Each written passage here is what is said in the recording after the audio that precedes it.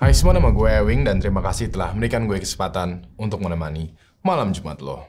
Mulai dari penampakan anak kecil di panti asuhan sampai ke penampakan di rumah tua, berikut adalah 3 cuplikan vlog mengerikan dari para YouTubers bagian ke-22. Setelah pesan-pesan, berikut ini.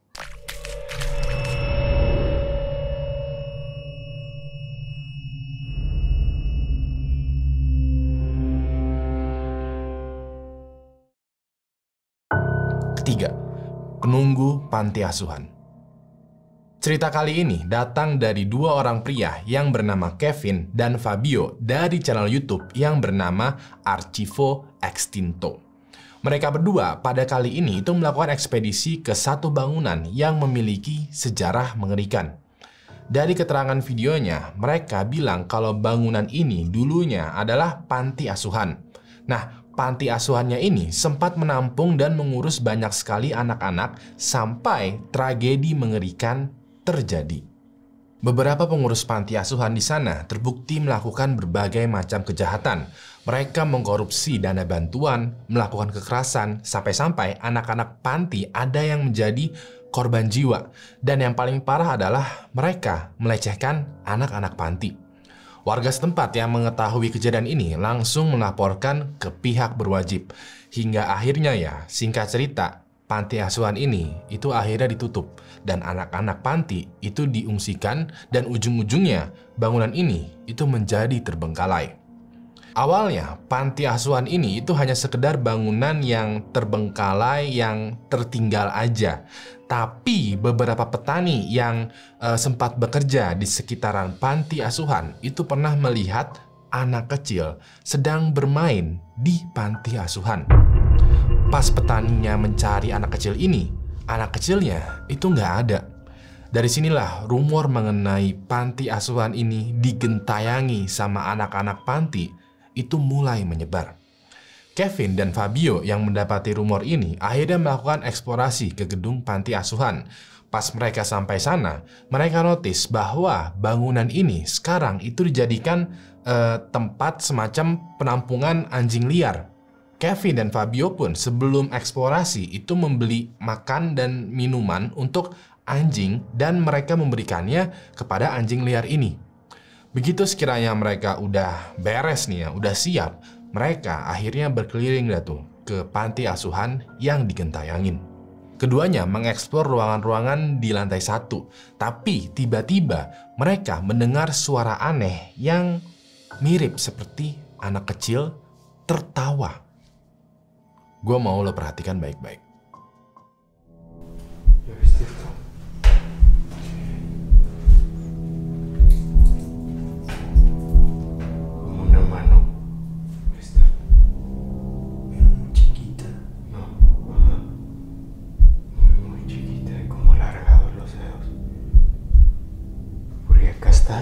Una de perro, mira. Este es de perro, pero esta no parece ser igual.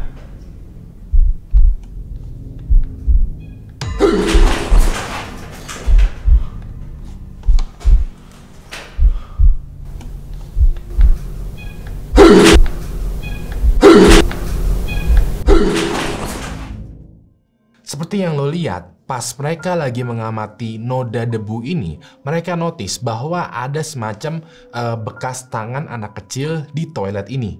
Tiba-tiba mereka dikagetkan dengan suara anak kecil kayak ketawa gitu dari belakang punggung mereka. Mereka coba ikutin tuh suaranya dan sampailah mereka di sebuah ruangan besar gitu. Pas mereka sampai di ruangan besar ini, tahu-tahu mereka mendapatin suara misterius lagi. Nah, seperti biasa, gue mau lo perhatikan baik-baik.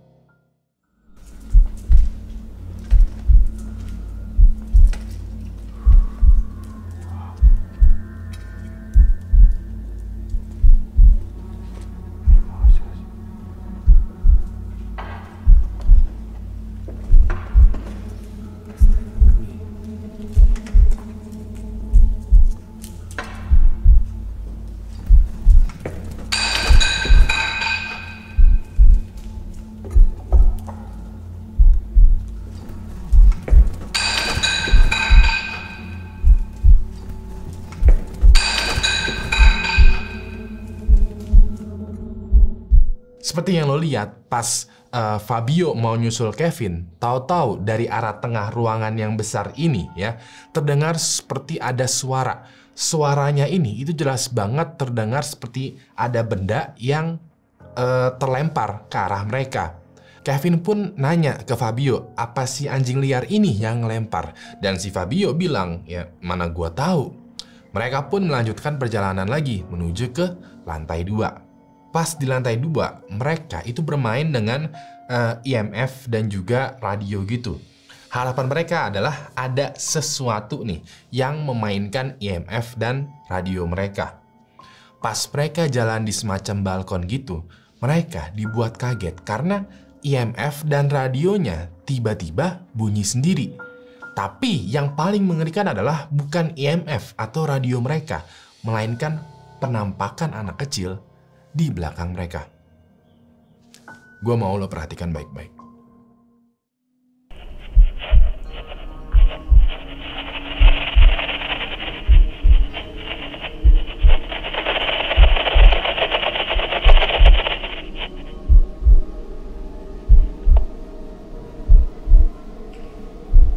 ¿Dejó de grabar? Ya, estoy grabando.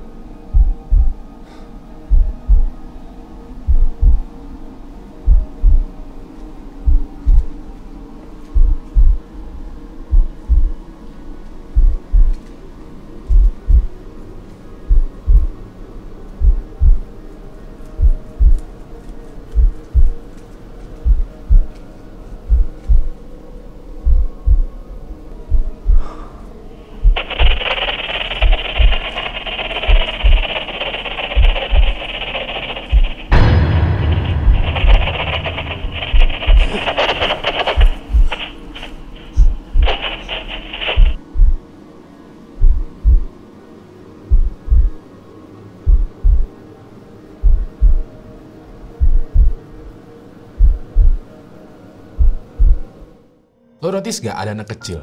Kalau nggak notice, gue slow motion sambil gue jelasin ya. Seperti yang lo lihat nih, pas mereka jalan di balkon gitu, tahu-tahu muncul suara dari radio mereka. Mereka kaget dong dan mengecek suara apa tuh yang muncul. Nah, si Kevin ini ngecek juga nih di belakangnya. Dan pas ini, Kevin itu nggak notice bahwa ada anak kecil lagi berdiri di lantai bawah. Itu kelihatan jelas banget. Seperti yang kita tahu ya, mereka kan explore panti asuhan pas malam-malam. Seharusnya nggak mungkin dong ada anak kecil yang berdiri di situ. Kedua, rumah berhantu di Jepang. Cerita kali ini datang dari seorang YouTuber nih ya, yang mempunyai pengalaman yang menurut gua ini unik banget. Jadi ada YouTuber dari Jepang yang bernama Yamakyu yang pada Desember tahun 2020 kemarin itu menyewa sebuah rumah. Rumah yang dia sewa ini luasnya sekitar 65 meter persegi dengan 3 kamar tidur dan 2 kamar mandi. Semua tembok, lantai, atap, dan beberapa furniturnya itu baru aja direnovasi. Kalau lo lihat sendiri ya, pencahayaan rumahnya ini itu juga bagus. Suasananya enak, bahkan kelihatan keren rumahnya. Yang paling menarik adalah harga sewa rumahnya itu sangat murah, yaitu 49.000 yen per tahun. Atau kalau dirupiahin, itu 6 juta per tahun. Menurut gua, itu untuk sebuah rumah kontrakan itu sangat murah loh. Yamakyu itu langsung tergiur dan tanda tangan tuh kontrak untuk 2 tahun. Nah, di sini nih plot twist-nya. Penghuni rumah sebelumnya itu meninggal di kamar mandi. Yamakyu yang mengetahui berita ini langsung mengambil kesempatan untuk mendokumentasi sekiranya hal-hal aneh apa sih yang terjadi di rumah ini. Awalnya kejadian anehnya itu hanya sekedar pintu kamar mandi yang terbuka sendiri. Atau sesekali beberapa barang di kamar mandi terjatuh tanpa sebab yang jelas. Tapi semakin lama ini semakin creepy nih. Sampai-sampai Yamakyu tuh mendengar suara orang kesakitan dan juga pintu digedor-gedor dari arah kamar mandi. Gue mau lo perhatiin baik-baik.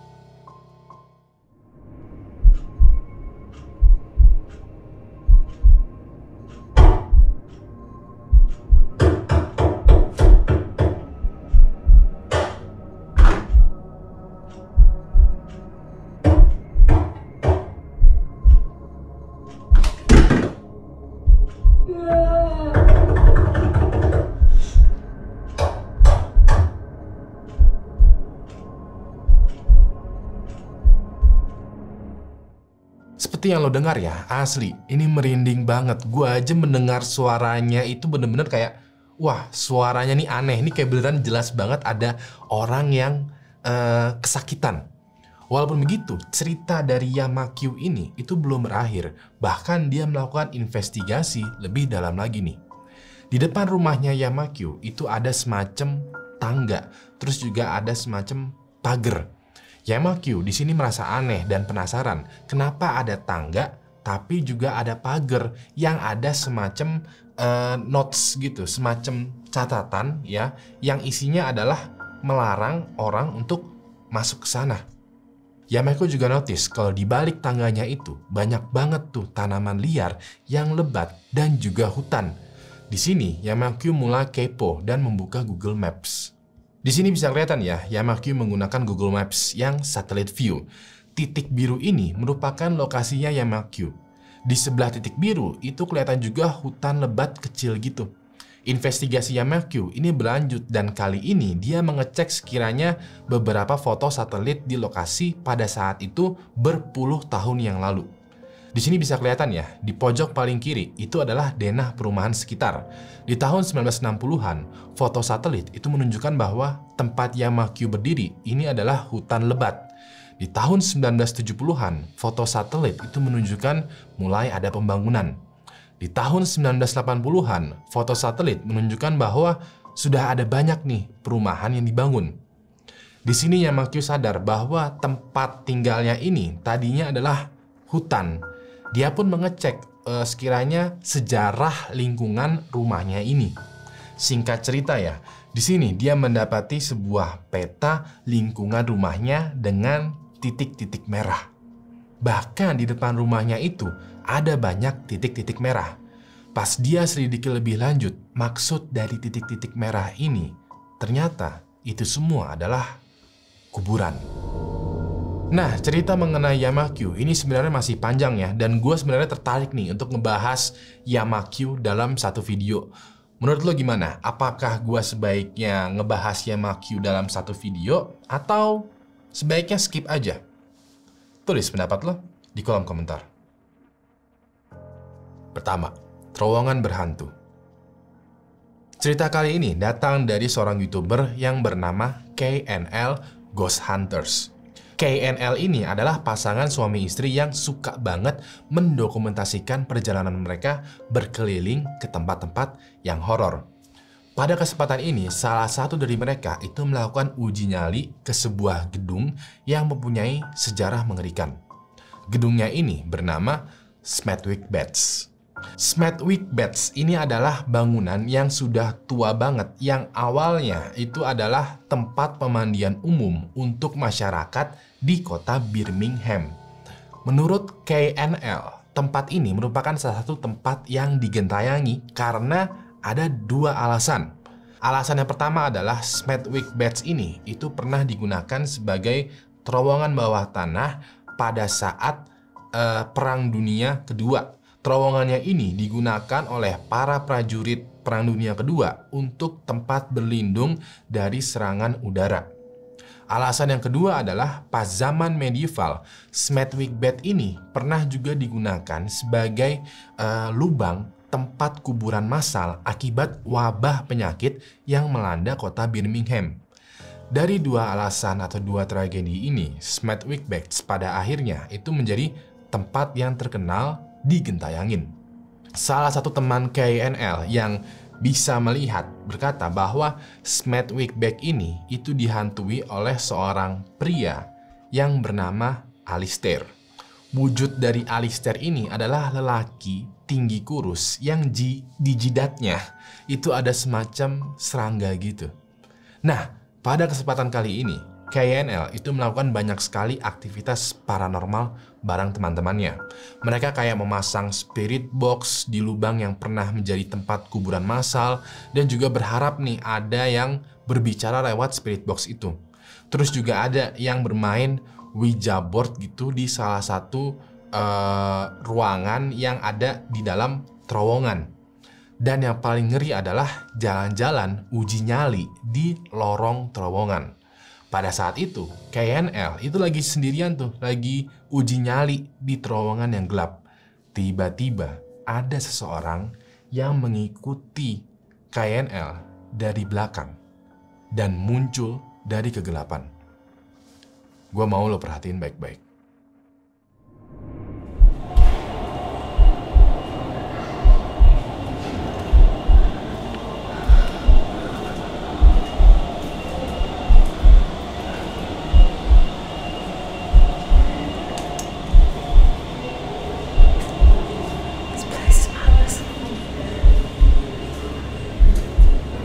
Absolute madness.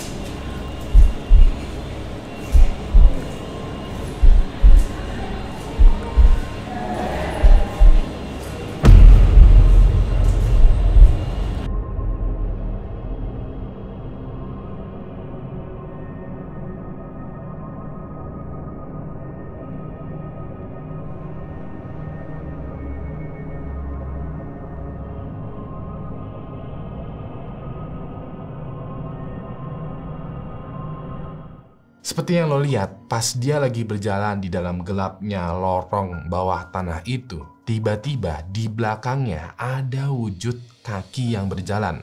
Padahal beberapa detik sebelumnya, KNL itu baru aja lewat di jalan yang sama. Dia bilang kalau pas di terowongan itu, dia mesti nunduk gitu, karena ada semacam pipa di hadapannya.